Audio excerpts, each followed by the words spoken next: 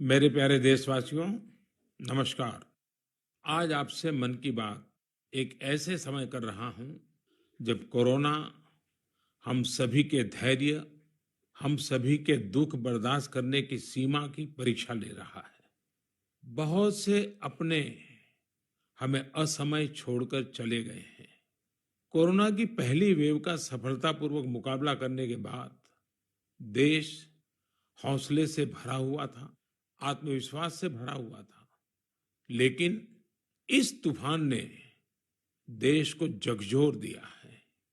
साथियों, बीते दिनों इस संकट से निपटने के लिए मेरी अलग-अलग सेक्टर्स के एक्सपर्ट्स के साथ, विशेषज्ञों के साथ लंबी चर्चा हुई है। हमारी फार्मा इंडस्ट्री के लोग हों, वैक्सीन मैन्युफैक्चरर्स हों, ऑक्सीजन के प्रोडक्शन से जुड़े लोग हों या फिर मेडिकल फील्ड के जानकार, उन्होंने अपने महत्वपूर्ण सुझाव सरकार को दिए हैं। इस समय हमें इस लड़ाई को जीतने के लिए एक्सपर्ट्स और वैज्ञानिक सलाह को प्राथमिकता देनी है। राज्य सरकार के प्रयत्नों को आगे बढ़ाने में भारत सरकार पूरी शक्ति से जुटी हुई है।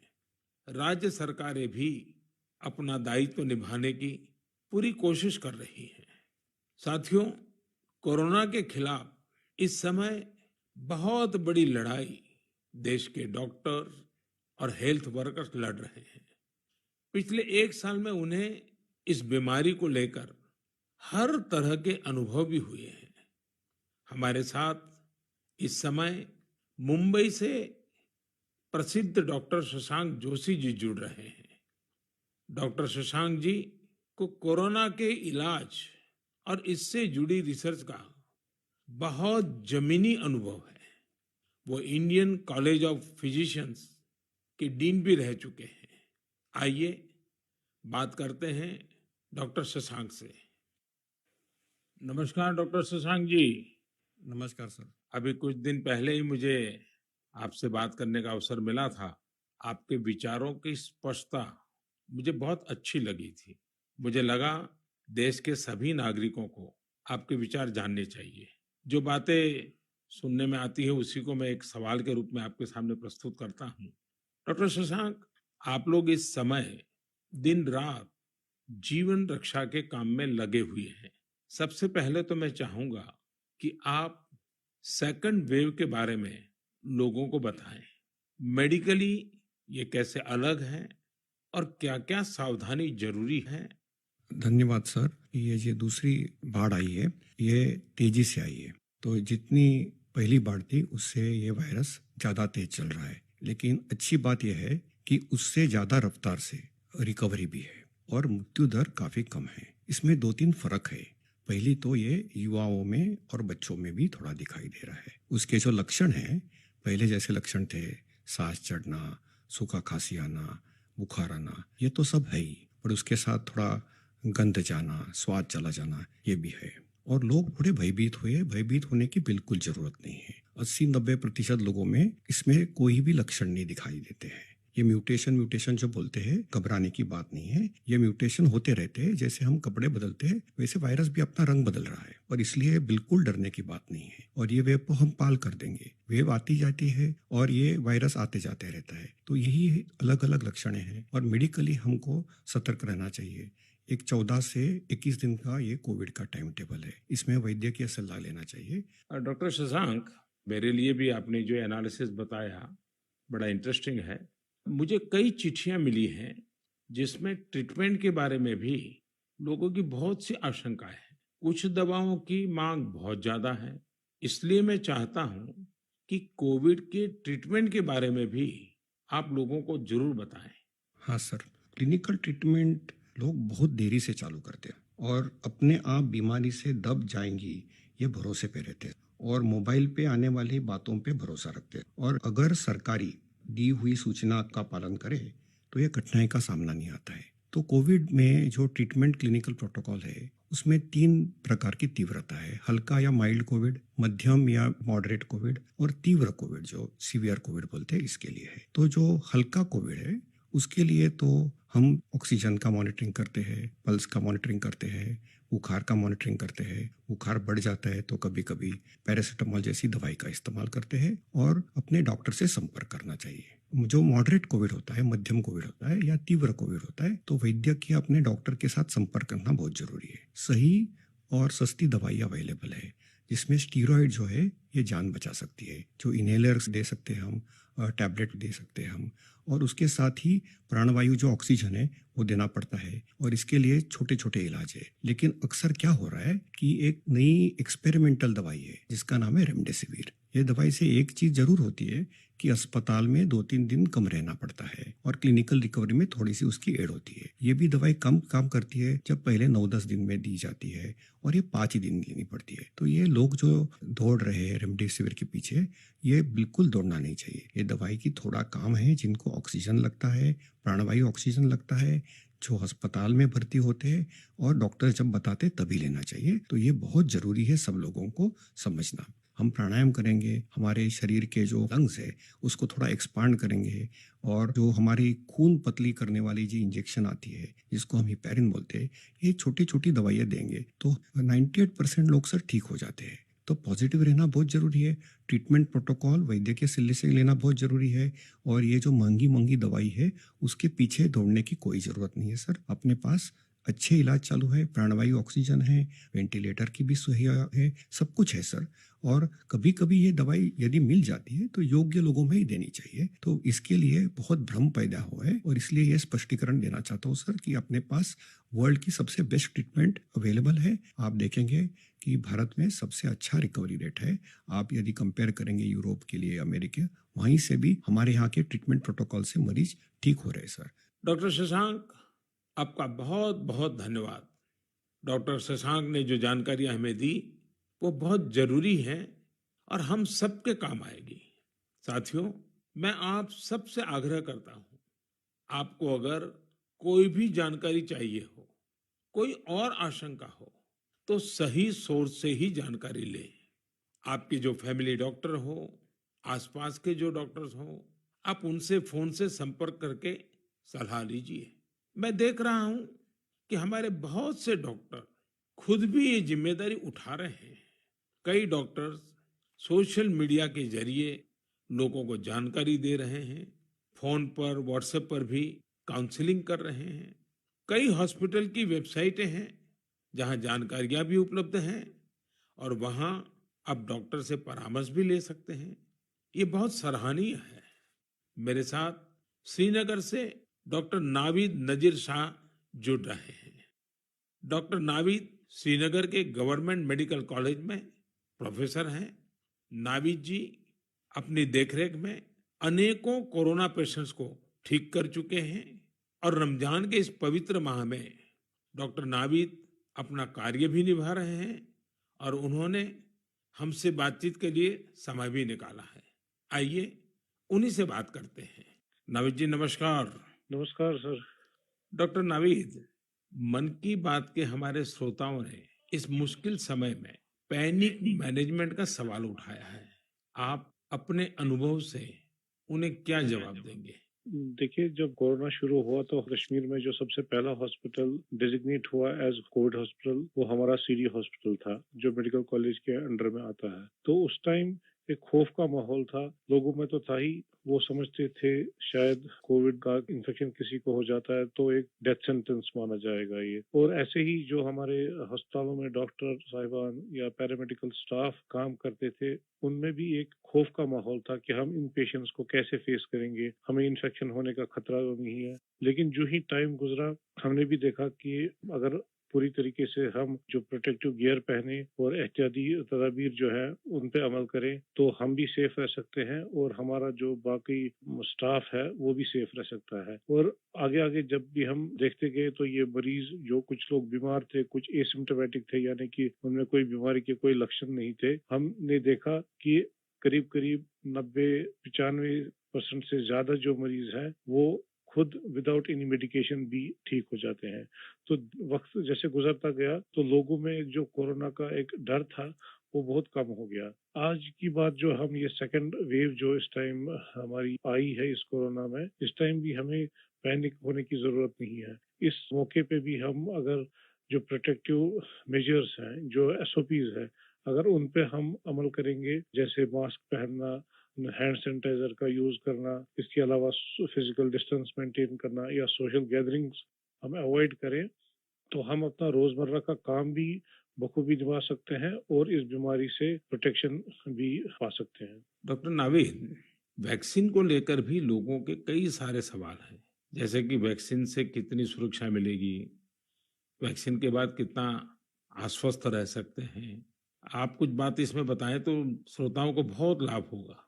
जब कोरोना का इन्फेक्शन सामने आया, तब से आज तक हमारे पास अभी कोविड-19 के अगेंस्ट कोई इफेक्टिव ट्रीटमेंट अवेलेबल नहीं है। तो हम इस बीमारी को फाइट दो ही चीजों से कर सकते हैं, एक तो प्रोटेक्टिव मेजर, और हम पहले से ही कह रहे थे कि अगर कोई इफेक्टिव वैक्सीन हमारे पास आए तो वो हमें इस बीमारी से निजात दिला सकता है। और हमारे मुल्क में दो वैक्सीन इस टाइम अवेलेबल है, कोवैक्सीन है, कोविशील्ड है, जो यहीं पे बना हुआ वैक्सीन है। और कंपनीज भी अपनी जो उन्होंने ट्रायल्स की हैं, तो उसमें भी देखा गया है कि इसकी एफिकेसी जो है वो 60% से ज्यादा है। अगर हम जम्मू कश्मीर की बात करें, हमारी यूटी में अभी तक 15 से 16 लाख तक लोगों ने अभी ये वैक्सीन लगाया है। हाँ, सोशल मीडिया में काफी इसके जो मिसकंसेप्शन या मिथ्स इसमें आए थे कि ये साइड इफेक्ट्स हैं। अभी तक हमारे जो भी यहाँ पे वैक्सीन लगे हैं, कोई साइड इफेक्ट उनमें नहीं पाया गया है। सिर्फ जो आम हर किसी वैक्सीन के साथ एसोसिएटेड होता है, किसी को बुखार आना, पूरे बदन में दर्द, या लोकल साइट जहाँ पे इंजेक्शन लगता है वहाँ पे पेन होना, ऐसे ही साइड इफेक्ट्स हमने हर मरीज में देखे हैं। तो कोई ग्रॉस हमने कोई एडवर्स इफेक्ट नहीं देखा है। हाँ, और दूसरी बात, लोगों में ये भी आशंका थी कि कुछ लोग आफ्टर वैक्सीनेशन यानी वैक्सीन टीकाकरण के बाद पॉजिटिव हो गए। इसमें कंपनी से ही गाइडलाइन है कि उसमें अगर किसी को टीका लगा है उसके बाद उसको इन्फेक्शन हो सकता है, वो पॉजिटिव हो सकता है, लेकिन जो बीमारी की सीवियरिटी है यानी बीमारी की शिद्दत जो है उन मरीजों में उतनी नहीं होगी। यानी कि वो पॉजिटिव हो सकते हैं, लेकिन जो बीमारी है वो एक जानलेवा बीमारी उनमें साबित नहीं हो सकती है। इसलिए जो भी ये मिसकंसेप्शंस हैं वैक्सीन के बारे में, वो हमें दिमाग से निकालने चाहिए। और जिसकी बारी आई, क्योंकि 1 मई से हमारा पूरे मुल्क में जो भी 18 साल से ज्यादा की उम्र के हैं उनको वैक्सीन लगाने का कार्यक्रम शुरू होगा। तो लोगों से अपील यही करेंगे कि आप आए, वैक्सीन लगवाएं और अपने आप को भी प्रोटेक्ट करें, और ओवरऑल हमारी सोसाइटी और हमारी कम्युनिटी इससे प्रोटेक्ट हो जाएगी कोविड-19 के इन्फेक्शन से। डॉक्टर नावीद, आपका बहुत बहुत धन्यवाद और आपको रमजान के पवित्र महीने की बहुत बहुत शुभकामनाएं। बहुत बहुत शुक्रिया। साथियों, कोरोना की इस संकट काल में वैक्सीन की अहमियत सभी को पता चल रही है। इसलिए मेरा आग्रह है कि वैक्सीन को लेकर किसी भी अफवाह में न आए। आप सभी को मालूम भी होगा कि भारत सरकार की तरफ से सभी राज्य सरकारों को फ्री वैक्सीन भेजी गई है, जिसका लाभ 45 साल की उम्र के ऊपर के लोग ले सकते हैं। अब तो 1 मई से देश में 18 साल के ऊपर के हर व्यक्ति के लिए वैक्सीन उपलब्ध होने वाली है। अब देश का कॉरपोरेट सेक्टर, कंपनियां भी अपने कर्मचारियों को वैक्सीन लगाने के अभियान में भागीदारी निभा पाएगी। मुझे ये भी कहना है कि भारत सरकार की तरफ से मुफ्त वैक्सीन का जो कार्यक्रम अभी चल रहा है वो आगे भी चलता रहेगा। मेरा राज्यों से भी आग्रह है कि वो भारत सरकार के इस मुफ्त वैक्सीन अभियान का लाभ अपने राज्य के ज्यादा से ज्यादा लोगों तक पहुंचाएं।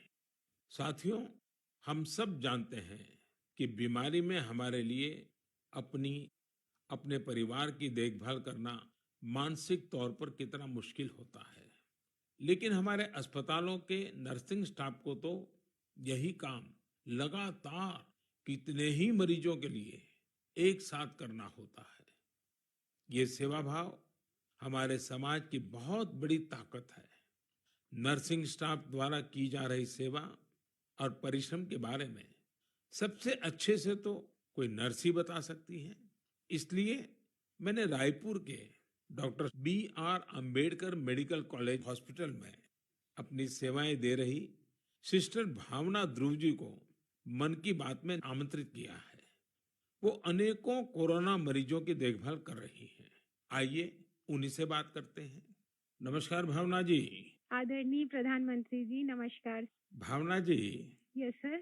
मन की बात सुनने वालों को आप जरूर ये बताइए कि आपके परिवार में इतनी सारी जिम्मेवारियां, इतने सारे मैंने मल्टीटास्क, और सर। उसके बाद भी आप कोरोना के मरीजों के साथ काम कर यस रही सर। हैं। कोरोना के मरीजों के साथ आपका जो अनुभव रहा वो जरूर देशवासी सुनना चाहेंगे, क्योंकि सिस्टर जो होती हैं, नर्सिस जो होते हैं, वो यस सर। पेशेंट के सबसे निकट होती है और सबसे लंबे समय तक होती है। Yes sir. तो वो हर चीज को बड़ी बारीकी से समझ सकती हैं। जी बताइए।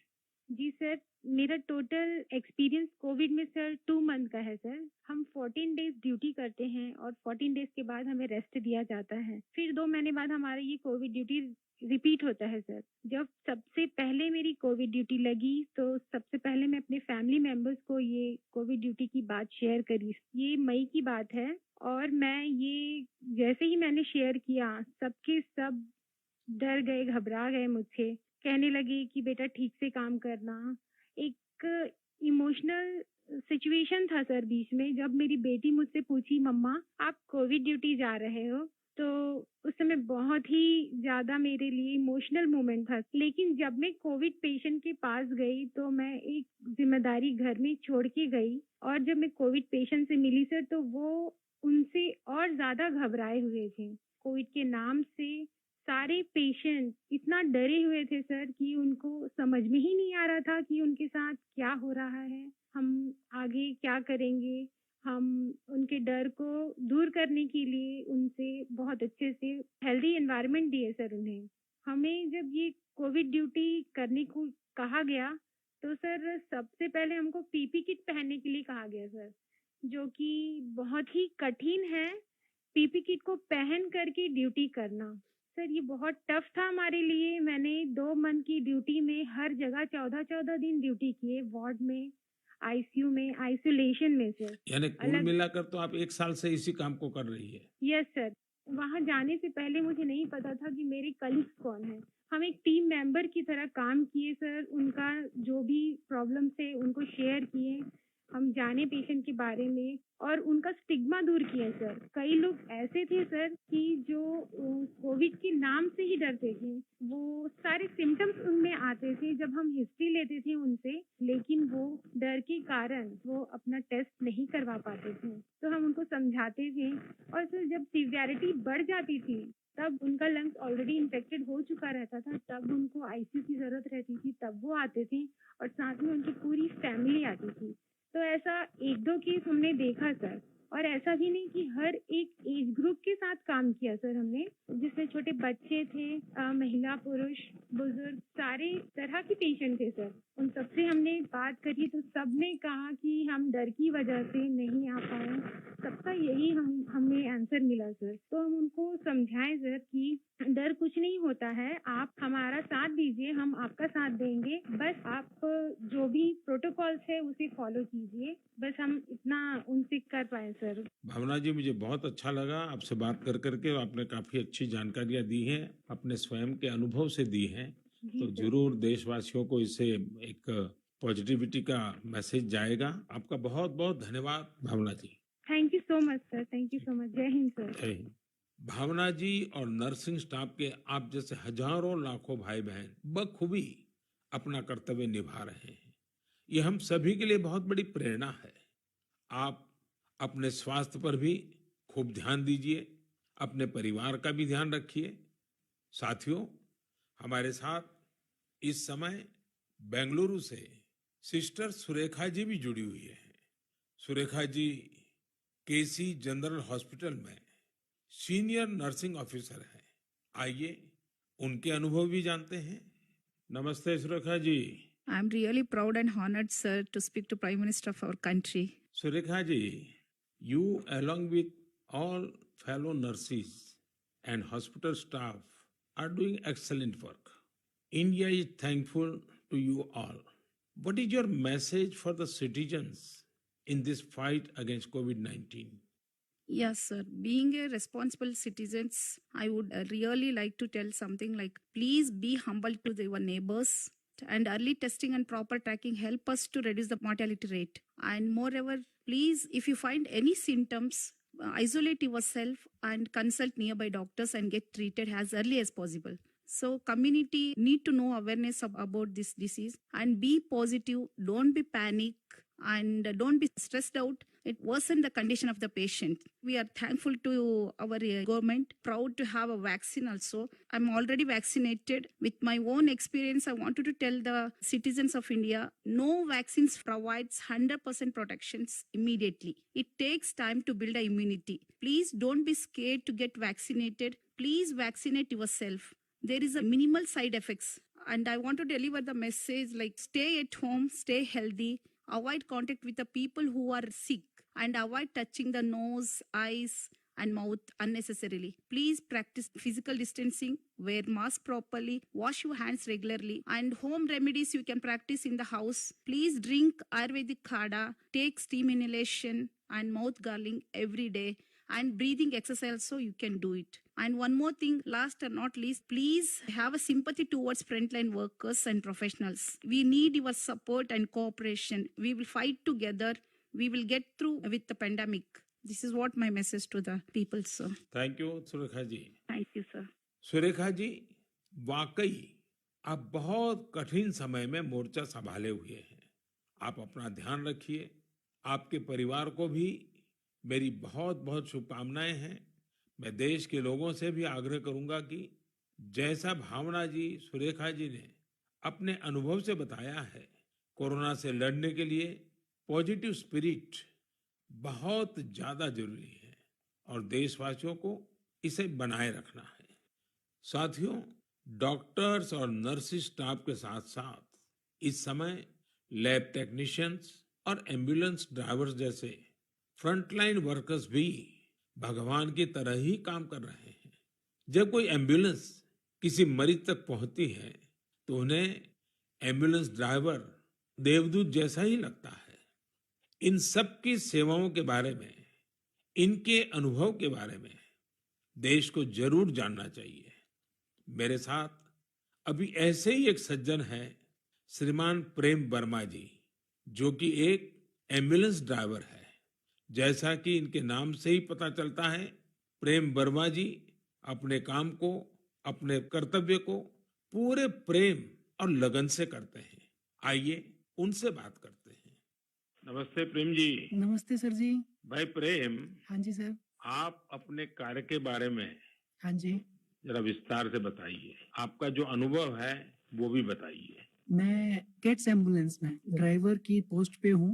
हाँ। और जैसे ही कंट्रोल हमें एक टैब पे कॉल देता है, 102 से जो कॉल आती है, हम मूव करते हैं पेशेंट के पास। हम पेशेंट को जाते हैं उनके पास। तो 2 साल से हम कंटिन्यू कर रहे हैं काम। अपना किट पहन के, ग्लव्स, मास्क पहन के पेशेंट को जहाँ वो ड्रॉप करने के लिए कहते हैं, जो भी हॉस्पिटल में, हम जल्दी से जल्दी उनको ड्रॉप करते हैं। आपको तो वैक्सीन की दोनों डोज लग गई होगी। बिल्कुल सर। तो दूसरे लोगों को वैक्सीन लगवाएं, इसके लिए आपका क्या संदेश है? सर बिल्कुल, सभी को ये डोज लगवानी चाहिए और अच्छी ही है फैमिली के लिए भी।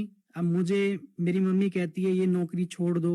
मैंने बोला मम्मी, अगर मैं भी नौकरी छोड़ के बैठ जाऊंगा तो सब और पेशेंट को कैसे कौन छोड़ने जाएगा, क्योंकि सब इस कोरोना काल में सब भाग रहे हैं, सब नौकरी छोड़ छोड़ के जा रहे हैं। मम्मी भी मुझे बोलती है कि बेटा ये नौकरी छोड़ दे। मैंने बोला नहीं मम्मी, मैं नौकरी नहीं छोड़ूंगा। प्रेम जी, माँ को दुखी मत करना, नहीं माँ सर। को समझाना। हाँ जी। लेकिन ये जो आपने माँ वाली बात बताई ना, हाँ जी। ये बहुत ही छूने वाली है। आपके माता जी को भी हाँ जी। मेरा प्रणाम कहिएगा। बिल्कुल। हाँ। हाँ जी। और प्रेम जी, मैं आपके माध्यम से, हाँ जी। ये एम्बुलेंस चलाने वाले हमारे ड्राइवर भी हाँ जी। कितना बड़ा रिस्क लेकर के काम कर रहे हैं, हाँ जी। और हरेक की माँ क्या सोचती है, बिल्कुल सर। ये बात जब श्रोताओं तक पहुंचेगी, हाँ जी। मैं जरूर मानता हूँ कि उनको भी दिल को छू जाएगी। हाँ जी। प्रेम जी, बहुत बहुत धन्यवाद। आप एक प्रकार से प्रेम की गंगा बहा रहे हैं। धन्यवाद सर जी। धन्यवाद भैया। धन्यवाद। साथियों, प्रेम वर्मा जी और इन जैसे हजारों लोग आज अपना जीवन दांव पर लगाकर लोगों की सेवा कर रहे हैं। कोरोना के खिलाफ इस लड़ाई में जितने भी जीवन बच रहे हैं उसमें एम्बुलेंस ड्राइवर्स का भी बहुत बड़ा योगदान है। प्रेम जी, आपको और देश भर में आपके सभी साथियों को मैं बहुत बहुत साधुवाद देता हूं। आप समय पर पहुंचते रहिए, जीवन बचाते रहिए। मेरे प्यारे देशवासियों, ये सही है कि कोरोना से बहुत लोग संक्रमित हो रहे हैं, लेकिन कोरोना से ठीक होने वाले लोगों की संख्या भी उतनी ही ज्यादा है। गुरुग्राम की प्रीति चतुर्वेदी जी ने भी हाल ही में कोरोना को हराया है। प्रीति जी मन की बात में हमारे साथ जुड़ रही हैं। उनके अनुभव हम सबके काफी काम आएंगे।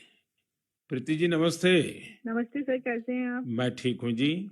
सबसे पहले तो मैं आपकी कोविड-19 से जी सफलतापूर्वक लड़ने के लिए जी, सराहना करूंगा। थैंक यू सो मच मेरी सर। कामना है आपका स्वास्थ्य और तेजी से बेहतर हो। जी, शुक्रिया सर। प्रीति जी, हाँ जी सर। ये सिर्फ आपके परिवार में आप ही का नंबर लगा है कि परिवार के और सदस्य भी इसमें फंस गए हैं? नहीं नहीं सर, मैं अकेली ही हुई थी। चलिए, आज पॉजिटिव। भगवान की कृपा रही।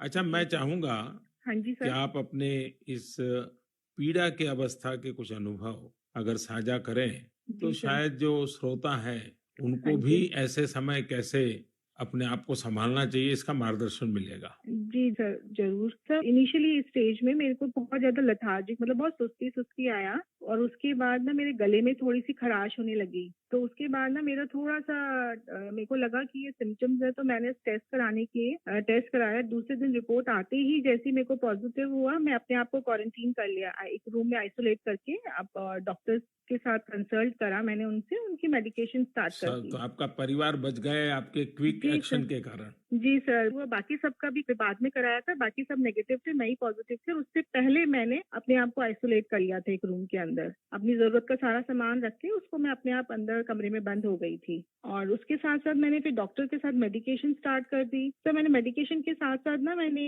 योगा, आयुर्वेदिक, और साथ में मैंने ना काढ़ा भी लेना शुरू कर दिया था अपनी इम्यूनिटी बूस्ट करने के लिए। और सर मैं दिन में, मतलब जब भी अपना भोजन वगैरह लेती थी, उससे मैंने हेल्दी फूड जो कि प्रोटीन रिच डाइट थी वो लिया। मैंने बहुत सारा फ्लूइड लिया, मैंने स्टीम लिया, गार्गल किया और हॉट वाटर लिया। मैंने दिन भर मैं इन सब चीजों को ही अपने उस जीवन में लेती आई डेली। और सर इन दिनों में ना सबसे बड़ी बात मैं बोलना चाहूंगी कि घबराना तो बिल्कुल नहीं है, बहुत मेंटली स्ट्रांग करना, जिसके लिए मेरे को ना योगा ने बहुत ज्यादा, ब्रीदिंग एक्सरसाइज करती थी ना, उससे मुझे अच्छा लगता था उसको करने से मुझे। अच्छा प्रीति जी, जब अब आपका प्रोसेस पूरा हो गया, आप संकट से बाहर निकल आई, हाँ अब जी। आपका टेस्ट भी नेगेटिव आ गया है, हाँ जी तो सर। फिर आप अपने स्वास्थ्य के लिए, जी इसके सर। देखभाल के लिए अभी क्या कर रही है? सर मैंने एक तो योगा बंद नहीं किया है, ठीक है। मैंने काढ़ा अभी भी ले रही हूँ, और अपनी ना इम्यूनिटी बूस्ट रखने के लिए मैं अच्छा हेल्दी फूड खा रही हूँ अभी, जो कि मैं बहुत अपने आप को नेग्लेक्ट कर लेती थी, उस पर बहुत ध्यान दे रही हूँ मैं। धन्यवाद Preeti ji. Thank you so much sir. आपने जो जानकारी दी, मुझे लगता है ये बहुत सारे लोगों के काम आएगी।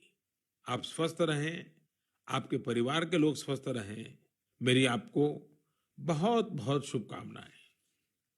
मेरे प्यारे देशवासियों, जैसे आज हमारे मेडिकल फील्ड के लोग, फ्रंटलाइन वर्कर्स, दिन रात सेवा कार्यों में लगे हैं, वैसे ही समाज के अन्य लोग भी इस समय पीछे नहीं है। देश एक बार फिर एकजुट होकर कोरोना के खिलाफ लड़ाई लड़ रहा है। इन दिनों में देख रहा हूं, कोई क्वारंटाइन में रह रहे परिवारों के लिए दवा पहुंचा रहा है, कोई सब्जियां, दूध, फल आदि पहुंचा रहा है, कोई एम्बुलेंस की मुफ्त सेवाएं मरीजों को दे रहा है। देश के अलग अलग कोने में इस चुनौतीपूर्ण समय में भी स्वयंसेवी संगठन आगे आकर दूसरों की मदद के लिए जो भी कर सकते हैं वो करने का प्रयास कर रहे हैं। इस बार गांवों में भी नई जागरूकता देखी जा रही है। कोविड नियमों का सख्ती से पालन करते हुए लोग अपने गांव की कोरोना से रक्षा कर रहे हैं। जो लोग बाहर से आ रहे हैं उनके लिए सही व्यवस्थाएं भी बनाई जा रही हैं। शहरों में भी कई नौजवान सामने आए हैं जो अपने क्षेत्र में कोरोना के केस न बढ़े, इसके लिए स्थानीय निवासियों के साथ मिलकर प्रयास कर रहे हैं। यानी एक तरफ देश दिन रात अस्पतालों, वेंटिलेटर्स और दवाइयों के लिए काम कर रहा है, तो दूसरी ओर देशवासी भी जी जान से कोरोना की चुनौती का मुकाबला कर रहे हैं। ये भावना हमें कितनी ताकत देती है, कितना विश्वास देती है। ये जो भी प्रयास हो रहे हैं, समाज की बहुत बड़ी सेवा है। ये समाज की शक्ति बढ़ाते हैं। मेरे प्यारे देशवासियों, आज मन की बात की पूरी चर्चा को हमने कोरोना महामारी पर ही रखा, क्योंकि आज हमारी सबसे बड़ी प्राथमिकता है इस बीमारी को हराना। आज भगवान महावीर जयंती भी है। इस अवसर पर मैं सभी देशवासियों को शुभकामनाएं देता हूं। भगवान महावीर के संदेश हमें तप और आत्म संयम की प्रेरणा देते हैं। अभी रमजान का पवित्र महीना भी चल रहा है, आगे बुद्ध पूर्णिमा भी है, गुरु तेग बहादुर जी का 400वां प्रकाश पर्व भी है। एक महत्वपूर्ण दिन पोचिशे बोईशाख टैगोर जयंती का है। ये सभी हमें प्रेरणा देते हैं अपने कर्तव्य को निभाने की। एक नागरिक के तौर पर हम अपने जीवन में जितनी कुशलता से अपने कर्तव्यों को निभाएंगे, संकट से मुक्त होकर भविष्य के रास्ते पर उतनी ही तेजी से आगे बढ़ेंगे। इसी कामना के साथ मैं आप सभी से एक बार फिर आग्रह करता हूं कि वैक्सीन हम सबको लगवाना है और पूरी सावधानी भी रखनी है। दवाई भी, कड़ाई भी, इस मंत्र को कभी भी नहीं भूलना है। हम जल्द ही साथ मिलकर इस आपदा से बाहर आएंगे। इसी विश्वास के साथ आप सभी का बहुत बहुत धन्यवाद। नमस्कार।